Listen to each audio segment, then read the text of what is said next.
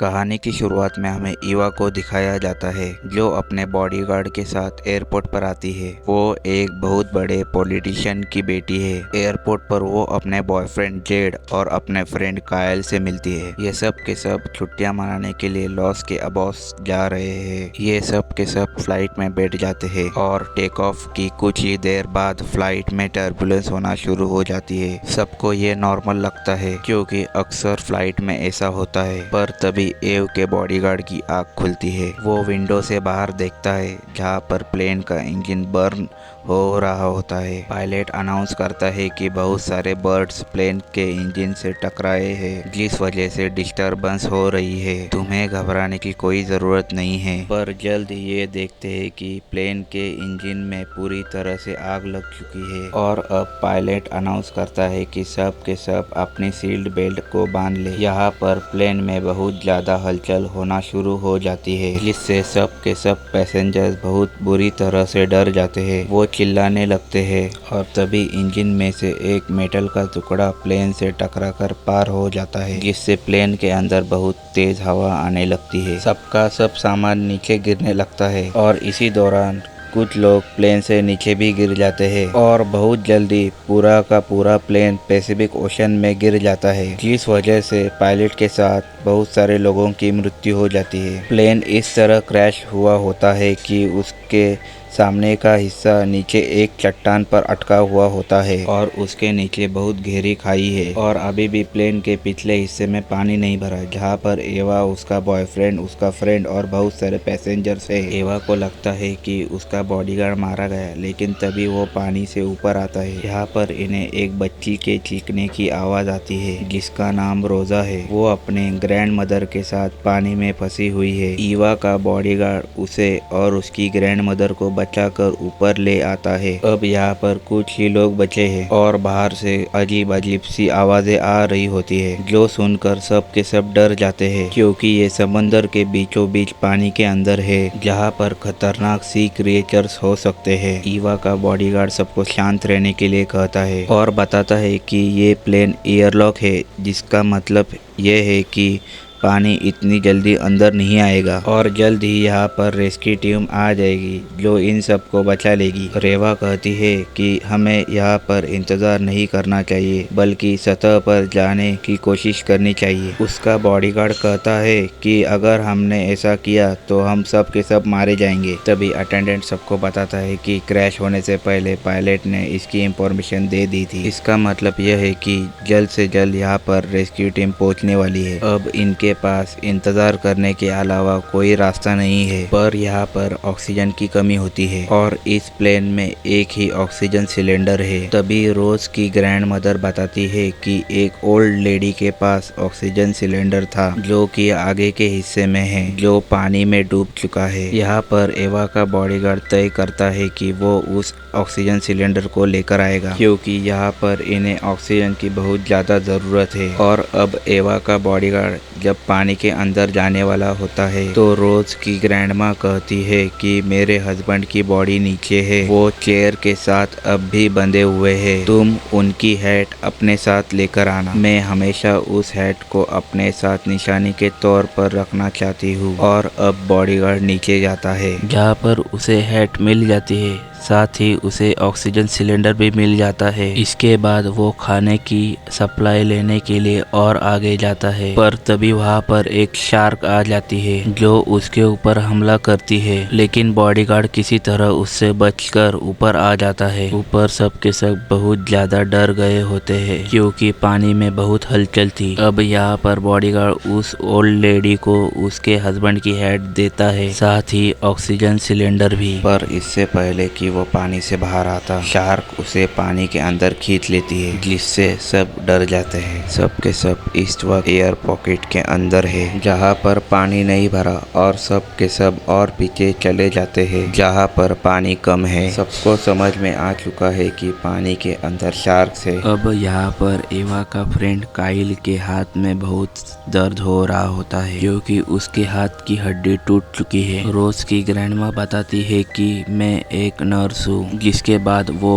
उसके हाथ में इस तरह से पट्टी बांध देती है कि उसका दर्द कम हो जाता है। वही समंदर के ऊपर हमें हेलीकॉप्टर को दिखाया जाता है। दरअसल ये एवा के लिए आया है क्योंकि उसके पिता एक बहुत बड़े पॉलिटिशियन है और वो यहाँ पर बाकी पैसेंजर्स को ढूंढ रहे हैं, पर इन्हें वहाँ कुछ नहीं दिखता क्योंकि पूरा का पूरा प्लेन पानी के अंदर है। वही प्लेन में दिखाया जाता है कि अब बहुत ज्यादा हलचल होना शुरू हो गई है क्योंकि प्लेन के निचले हिस्से में होल के अंदर से शार्क्स अंदर आ चुकी है, जहाँ पर बहुत सारे लोगों की बॉडी है और वो उन्हें अपना खाना बना रही है। और बहुत सारी शार्क्स प्लेन के बाहर भी होती है जो प्लेन को नीचे गिराने की कोशिश कर रही है। और साथ ही अब पानी धीरे धीरे ऊपर की तरफ आ रहा है, जिसका मतलब ये है कि जल्द से जल्द इन सबको यहाँ से निकलना होगा, नहीं तो ये सब के सब पानी में डूबकर मर जाएंगे। पानी ऊपर से भी लीक होना शुरू हो जाता है, जिस वजह से प्लेन में बहुत ज्यादा हलचल बढ़ जाती है और प्लेन खिसकना शुरू हो जाता है कि सब कुछ न कुछ पकड़ लेते हैं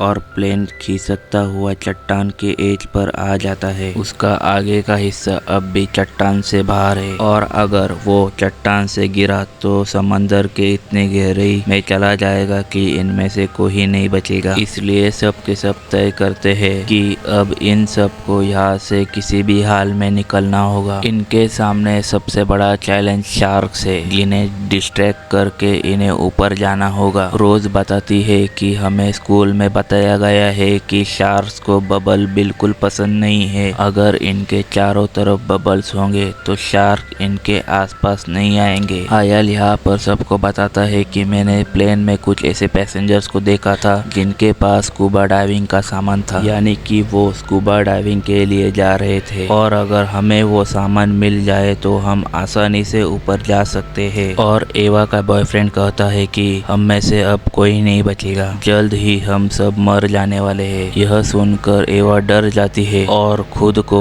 वॉशरूम में लॉक कर लेती है और जल्द ही वो अपने इमोशंस को कंट्रोल कर बाहर आती है। वही हमें पानी की सतह पर ऊपर हेलीकॉप्टर को दिखाया जाता है जो वापस जा रहा होता है, पर तभी उन्हें प्लेन का कुछ सामान पानी में तैरता हुआ दिखता है, जिससे वो समझ जाते हैं कि प्लेन यहीं पर डूबा है। इसलिए दो डाइवर्स पानी में कूद जाते हैं और जब वो पानी के नीचे आते हैं तो उन्हें प्लेन मिल जाता है। दोनों में से एक ड्राइवर प्लेन के अंदर आ जाता है और दूसरा प्लेन के बाहर विंडो से बाकी पैसेंजर्स को देख रहा होता और इशारे से उन्हें समझा रहा होता है कि तुम चिंता मत करो, सब ठीक हो जाएगा, हम तुम सबको बचा लेंगे। सभी पैसेंजर्स उसे वहां से हटने के लिए कहते हैं क्योंकि बाहर शार्क्स है, पर वो उनकी बात नहीं समझ पाता। और तभी एक शार्क आती है और उसे अपने साथ ले जाती है। उसके बाद इन्हें एक और चीख की आवाज आती है और ये समझ जाते हैं कि दूसरा ड्राइवर भी मर गया। और अब यहाँ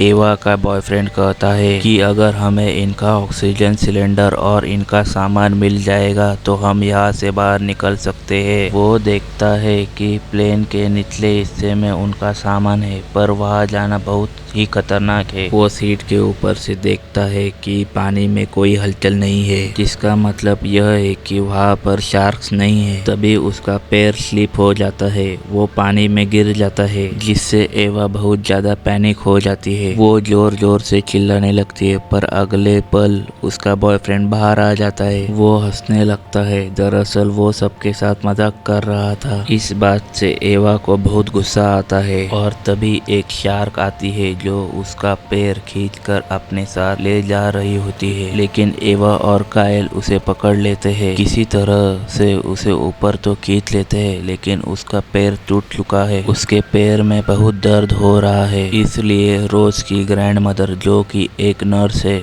उसके पैर पर बेल्ट बांधकर खून को रोकती है। और अब यहाँ पर फ्लाइट अटेंडेंट बताता है कि स्टोरेज रूम में डाइवर्स का कुछ सामान है, अगर हम उस सामान को ले आए तो हम यहाँ से निकल सकते हैं। इसलिए एवा खुद वहाँ जाने का फैसला करती है। फ्लाइट अटेंडेंट पीछे का डोर खोलता है और फ्लेयर जलाता है, जिससे वहाँ रोशनी होती है। एवा उस रास्ते से वहाँ पर पहुँच जाती है जहाँ पर डाइवर्स का सामान है। एवा डाइवर्स का सामान ऊपर लेकर आ ही रही होती है है कि तभी एक ऑक्टोपस उसके ऊपर हमला कर देता है और अब फ्लेयर भी बुझ चुकी है, जिससे पूरी तरह से अंधेरा हो जाता है। ऊपर सभी डर जाते हैं। फ्लाइट अटेंडेंस तय करता है कि वो नीचे जाएगा, पर इससे पहले कि वो नीचे जाता एवा बैग लेकर ऊपर आ जाती है, जिसके अंदर 4 डाइविंग सूट और मास्क होते हैं। यहाँ प्लेन में बहुत हलचल हो रही होती है। साथ ही वह देखती है कि उसका बॉयफ्रेंड अब इस दुनिया में नहीं रहा, जो देखकर वो पूरी तरह से टूट जाती है। प्लेन में जो हलचल हो रही होती है वो इस वजह से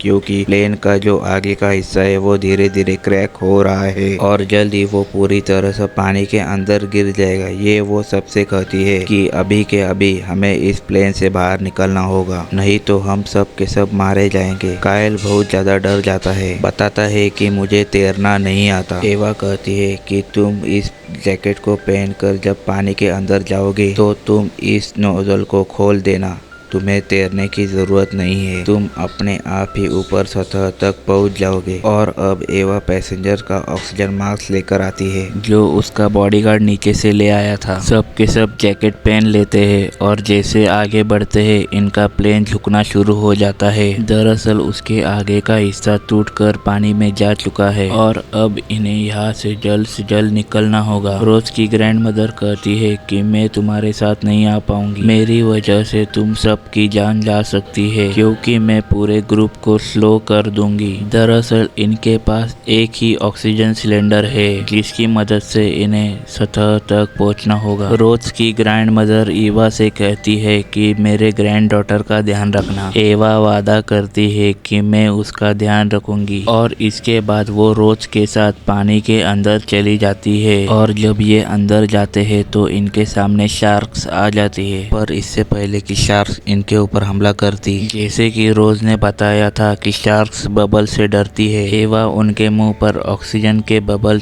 फेंकती है, जिससे वो इनसे दूर चली जाती है। वही रोज की ग्रैंड मदर अपने आप को वॉशरूम के अंदर बंद कर लेती है और अब हमें फ्लाइट अटेंडेंट को और काइल को दिखाया जाता है, जिन्हें पानी के अंदर आना है। सबसे पहले फ्लाइट अटेंडेंट पानी के अंदर आता है, वो नीचे चला जाता है, पर काइल को बहुत डर लगता है, इसलिए वो एक जगह पर रुक जाता है और जब फ्लाइट अटेंडेंट देखता है कि काइल उसके साथ नहीं है तो वापस जाता है ताकि उसे अपने साथ लेकर आ सके। पर तभी उसके ऊपर एक शार्क अटैक कर देती है और काइल को मार देती है, जिसके बाद फ्लाइट अटेंडेंट गेट पर आता है। वहाँ पर रोज और एवा उसका इंतजार कर रहे होते हैं। इनके पास एक ऑक्सीजन सिलेंडर है, इसलिए बारी बारी ये उससे ऑक्सीजन ले रहे होते हैं। अब एवा कहती है कि तुम दोनों इस ऑक्सीजन सिलेंडर के सहारे ऊपर चले जाओ। एवा ऑक्सीजन सिलेंडर से एक गहरी सांस लेती है, जिसके बाद फ्लाइट अटेंडेंट और रोज अपनी जैकेट का नोजल खोल दे, जिससे उसमें हवा भर जाती है। वो दोनों ऑक्सीजन सिलेंडर लेकर ऊपर की तरफ बढ़ने लगते हैं। अब एवा भी अपने जैकेट का नोजल खोलने वाली होती है कि तभी उसके सामने शार्क आ जाती है, जो उसके ऊपर हमला करती है। इसलिए एवा को प्लेन के अंदर आना पड़ता है और जल्द ही वो शार्क वापस चली जाती है। यहाँ एवा के पास ऑक्सीजन सिलेंडर नहीं है, जल्द से जल्द उसे बाहर निकलना होगा। और जब वो बाहर आने की कोशिश कर रही होती है, एक शार्क वहां पर आ जाती है और अब प्लेन भी खाई से नीचे गिरना शुरू हो जाता है। एवा प्लेन से बाहर निकलने का रास्ता ढूंढती है, जो उसे कहीं भी नजर नहीं आ रहा होता और अब वो प्लेन के साथ पानी के अंदर जा रही है। पर इससे पहले